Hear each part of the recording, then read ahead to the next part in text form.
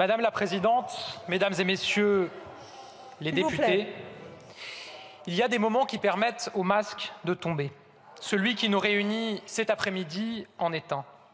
Une nouvelle fois, dans une chorégraphie désormais bien huilée, NUPES et Rassemblement national, mélenchonistes et lepénistes agissent de concert dans un pas de deux que nous connaissons désormais.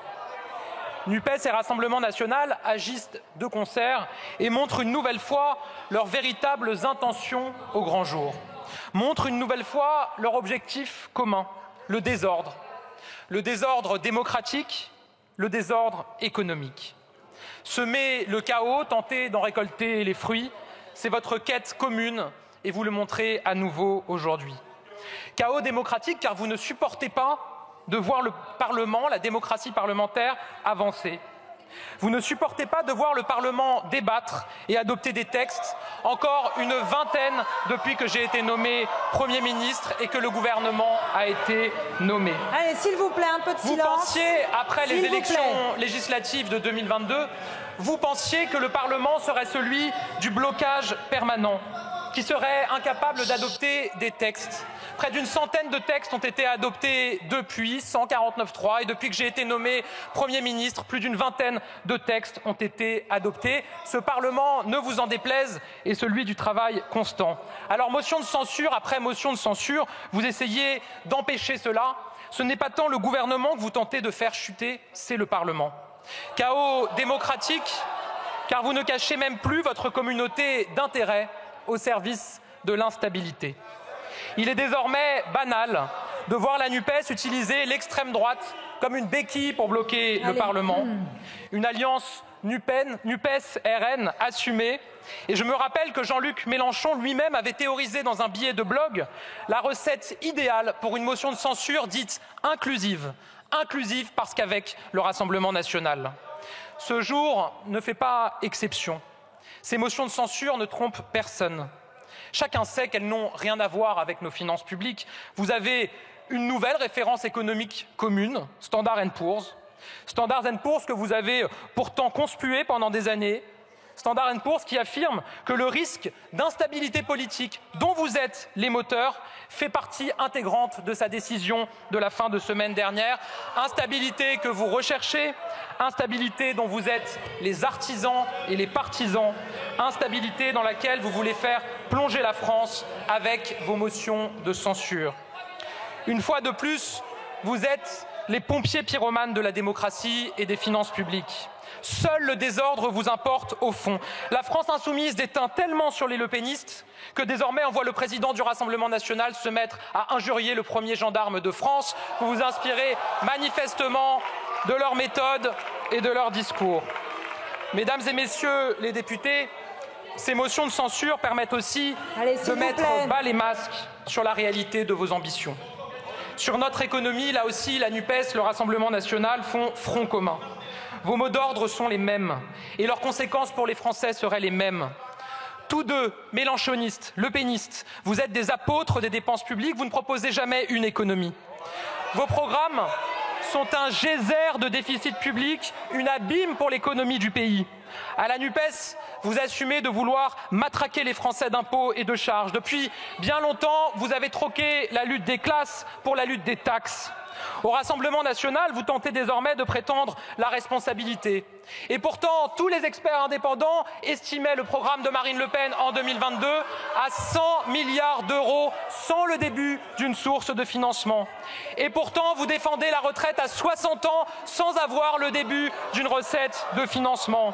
Et pourtant, vous nous expliquez que vous allez baisser tous les taux de TVA, ce qui n'aurait aucun impact sur le pouvoir d'achat des Français, sans avoir une source de financement. Avec vous, non seulement la dette aurait explosé, mais elle se compterait désormais en écus, puisque vous vouliez sortir de l'euro.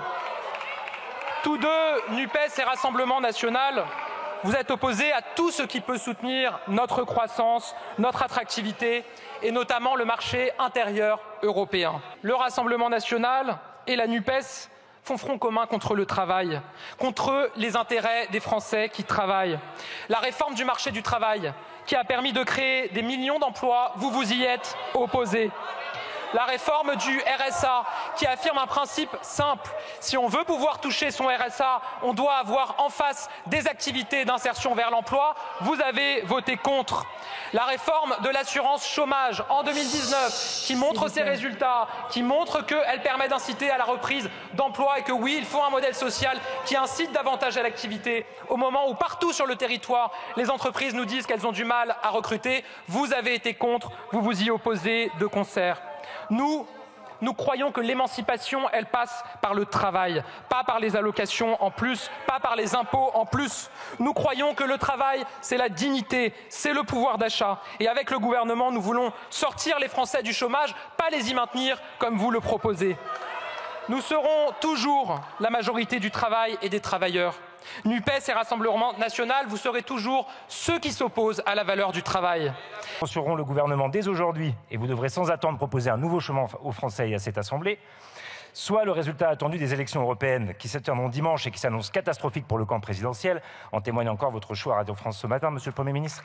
Ne vous laisserons que deux choix, celui de la coalition, avec les droites bien sûr, ou celui de la dissolution. Mais vous le savez parfaitement, Monsieur le Premier ministre, en témoigne d'ailleurs l'énergie que vous déployez pour séduire les députés des Républicains, vous n'allez plus pouvoir continuer à louvoyer.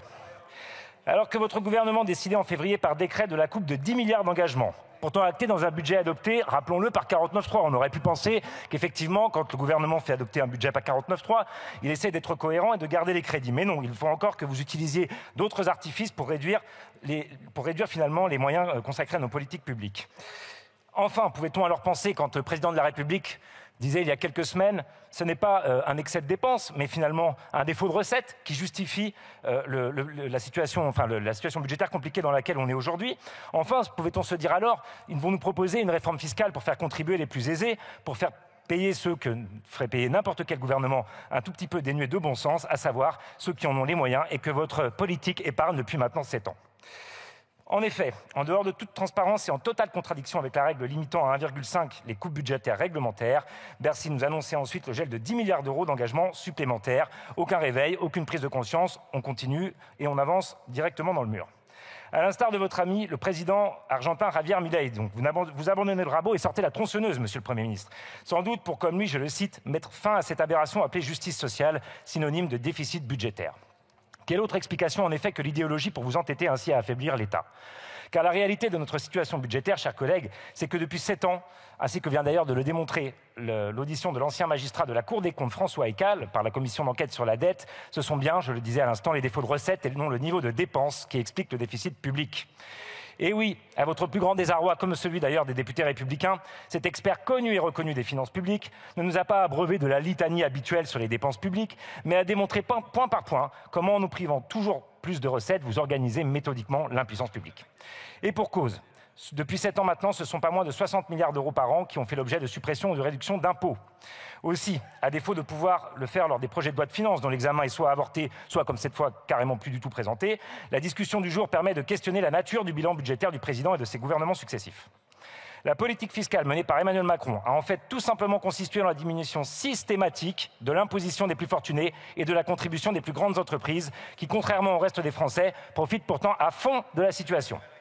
Rappelons les chiffres d'Oxfam. Si la richesse combinée de 90% des Français a baissé de 4% entre 2019 et 2022, les 4 plus grosses fortunes du pays, elles, ont vu leur patrimoine personnel augmenter de 62 à 111%.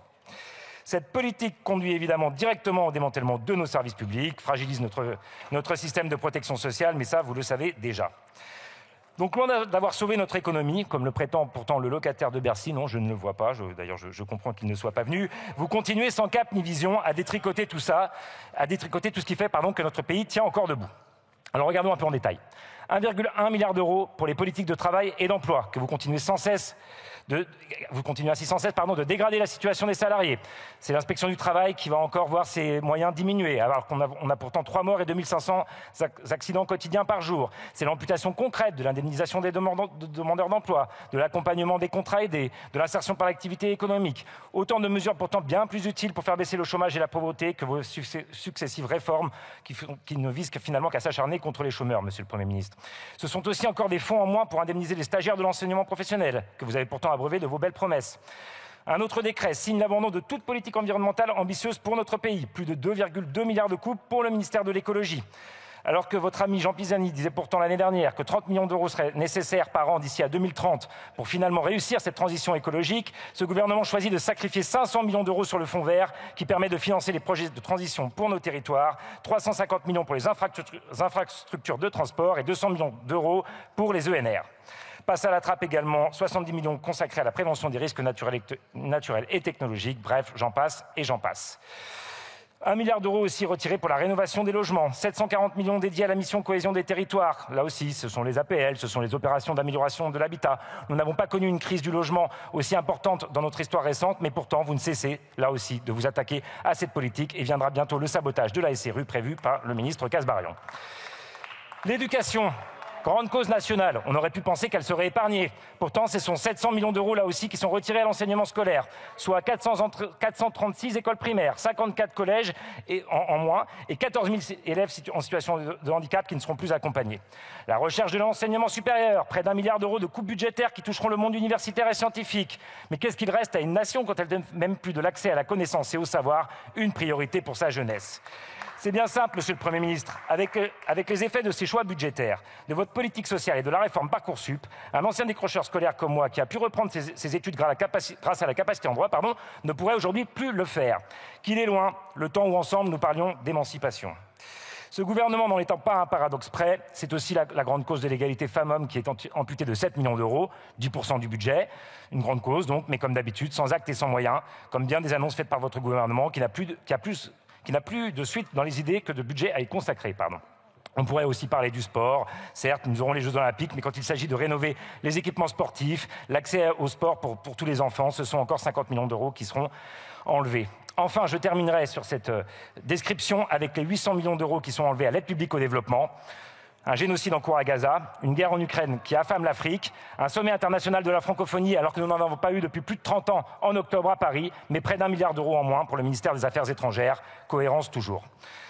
En somme, chers collègues, je le disais, un massacre en règle à la tronçonneuse, je le disais aussi, mais qui n'aura pourtant pas suffi à rassurer vos agences de notation préférées. Standard & Poor's ayant tout de même sanctionné votre gestion vendredi dernier.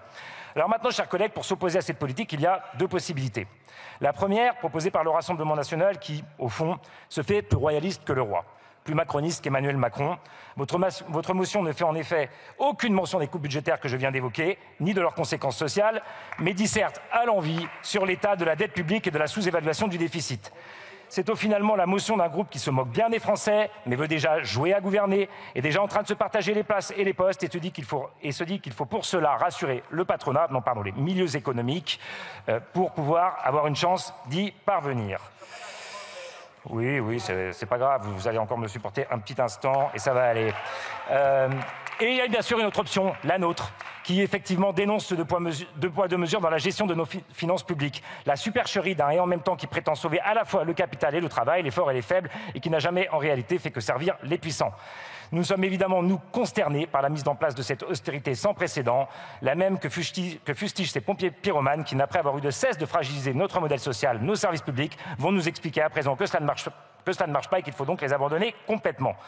Évidemment, tout cela va aggraver les inégalités, les injustices, mais je sais bien que mes propos, malheureusement, ne vous convaincront pas, donc je vais peut-être me concentrer un peu sur les oppositions. Que vont-elles faire, ces fameuses oppositions? Qui, à part nous, va oser voter cette censure absolument indispensable pour remettre un peu de clarté dans le débat public? Est-ce que nos collègues attachés à la liberté des territoires et des Outre-mer vont enfin sanctionner ce président de la République qui n'a eu de cesse de mépriser les élus locaux et les territoires d'Outre-mer depuis qu'il est élu? Est-ce que nos collègues des Républicains, dont une vingtaine avaient pourtant voté l'année dernière la motion de liberté et territoire, vont enfin se rappeler qu'ils peuvent faire autre chose qu'être les supplétifs de cette majorité ou du Rassemblement national demain? Bref, vous l'avez compris, nous demandons de la cohérence et de la clarté aux Français. De toute façon, je l'ai déjà dit, si ça n'est pas aujourd'hui, vous serez tenus, après le résultat catastrophique qui s'annonce dimanche, de remettre finalement votre gouvernement et votre légitimité en jeu. Donc je vous le dis, un peu de cohérence, chers amis, gagnons du temps et votons cette motion de censure. Aujourd'hui, c'est vous qui devez rendre des comptes. Le vote du budget est la raison d'être de notre Assemblée nationale depuis la Révolution. Mais vous voulez modifier le budget du pays pour retirer 20 milliards d'euros sans qu'à aucun moment notre Assemblée ne puisse ni voter, ni même en débattre. Même le 49.3 ne vous suffit plus, vous préférez ne plus soumettre de budget du tout. Dans quelle démocratie cela est-il possible? Où vous croyez-vous, Monsieur le Premier ministre? Cette motion de censure est donc en quelque sorte un 49.3 parlementaire pour vous rappeler à l'exigence démocratique minimale. Est-on encore en démocratie? Est-on en démocratie quand vous passez en force sur les retraites? Quand vous refusez de soumettre à l'Assemblée la ratification de l'accord de libre-échange avec le Canada? Quand vous refusez de présenter le projet de loi énergie-climat que la loi exige? Quand vous imposez sans vote un tri social sans précédent au collège avec votre inepte choc des savoirs? Est-on encore en démocratie quand vous faites passer l'ensemble des budgets par 49.3, quand vous refusez même un budget rectificatif pour corriger votre faillite? Car ce n'est pas la France qui est en faillite, mais le macronisme. La France n'appartient pas à messieurs Macron et Le Maire et à leurs caprices budgétaires. Non, la France ne vous appartient pas. Vos prévisions budgétaires étaient fantaisistes. Ici, une croissance surestimée. Là, un déficit public sous-estimé, et vous persistez, car votre plan d'austérité va encore amputer l'activité économique. Avec vous, l'incompétence se porte bien, à moins que ce ne soit le mensonge. Votre taxe sur les superprofits des énergéticiens n'aura rapporté que 600 petits millions d'euros sur les 12 milliards attendus, 24 fois moins. À ce niveau-là, ce n'est plus du mensonge, c'est du sabotage fiscal. Le 15 avril, c'est M. Macron lui-même qui reconnaissait que la France n'a pas un problème de dépenses excessives, mais de moindres recettes, semblant désavouer sa propre politique. Avec vous, le cynisme se porte bien. Car c'est vous qui organisez ce déficit depuis 7 ans. Vous appauvrissez l'État et la sécurité sociale à coups de cadeaux fiscaux aux plus riches et aux multinationales, suppression de l'impôt sur la fortune, flat tax, baisse de l'impôt sur les sociétés, etc., etc. Votre politique a déjà privé l'État et la Sécu de 50 milliards d'euros de recettes par an, quand les actionnaires du CAC 40 se gavent, eux, de 100 milliards par an, le double. Avec vous, les profiteurs de crise se portent bien.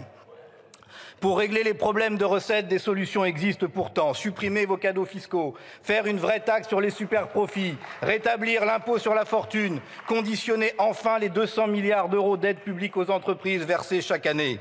Non, la France n'appartient pas à vos amis les actionnaires et les ultra-riches. Monsieur le Premier ministre, vous êtes le Premier ministre du chaos budgétaire.